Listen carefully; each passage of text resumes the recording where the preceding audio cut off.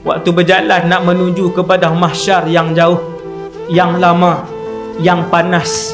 Apabila seseorang itu melihat muka abangnya selisih dengan adik dia, nampak kakak dia, bukan kata tengok, tegur satu perkataan pun tidak, lari dia. Wa ummihi wa abih, bukan abang dan kakak adiknya, dia nampak ayah dia kadangkala berjalan. Ada orang dia berjalan tu nampak ayah daripada jauh, selisih dengan ayah. Ada orang tak selisih dengan siapa pun di mahsyar waktu berjalan pi, tak berselisih dengan seorang pun ahli keluarga dia. Seandainya selisih dengan ibunya, dia nampak ibu dia, maka dia akan tengok. Lepas tu dia akan pandang ke lain, ibunya akan tengok dia, ibu dia pun tengok ke lain. Allah sebut dalam Quran, suami tengok isteri, isteri tengok suami, suami paling ke lain, isteri paling ke lain.